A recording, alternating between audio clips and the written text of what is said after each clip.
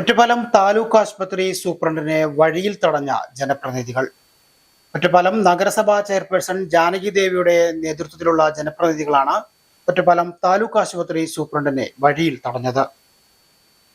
ഒറ്റപ്പാലം താലൂക്ക് ആശുപത്രിയിലെ പുതിയ കെട്ടിടത്തിന്റെ ഉദ്ഘാടനവുമായി ബന്ധപ്പെട്ട് ആശുപത്രി സന്ദർശിക്കാനായി നഗരസഭാ ചെയർപേഴ്സൺ കെ ജാനകി ദേവിയുടെയും വൈസ് ചെയർമാൻ കെ രാജേഷിന്റെയും നേതൃത്വത്തിൽ ജനപ്രതിനിധികൾ താലൂക്ക് ആശുപത്രി സന്ദർശിക്കാനെത്തിയപ്പോഴാണ് രാവിലെ 11 മണിക്ക് സൂപ്രണ്ട് ചാർജ് വഹിക്കുന്ന ഡോക്ടർ ഷിജിൻ ആശുപത്രിയിൽ എത്തിയിട്ടില്ല എന്നും ഉച്ചയ്ക്ക് ശേഷം 3 മണിക്ക് വീണ്ടും ജനപ്രതിനിധികൾ താലൂക്ക് ആശുപത്രി എത്തിയപ്പോൾ ഡോക്ടർ ഷിജിൻ വാഹനവുമായി പുറത്തിറങ്ങിയപ്പോൾ ജനപ്രതിനിധികൾ വഴിയിൽ തടയുകയുമായിരുന്നു.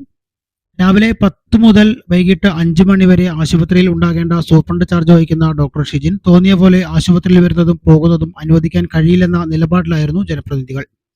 18 നടക്കുന്ന ഉദ്ഘാടന പരിപാടി അട്ടിമറിക്കാനുള്ള ഡോക്ടറുടെ ഗൂഢശ്രമമാണ് ഇതിന് പിന്നിലെന്നാണ് സംസാരം.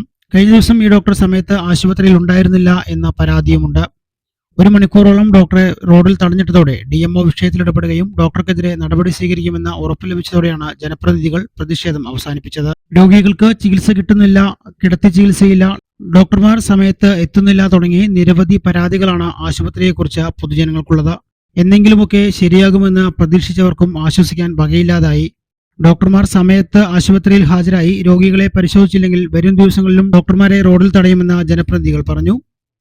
K Abdul Nasar, T Latha, Suneera Mujeeb, T K Ramjith, Pushpalatha, K Suresh Kumar, P Kalyani, Shobhana, Ajayan തുടങ്ങിയവരുടെ നേതൃത്വത്തിലായിരുന്നു വഴിതടയൽ സമരം നടന്നത്.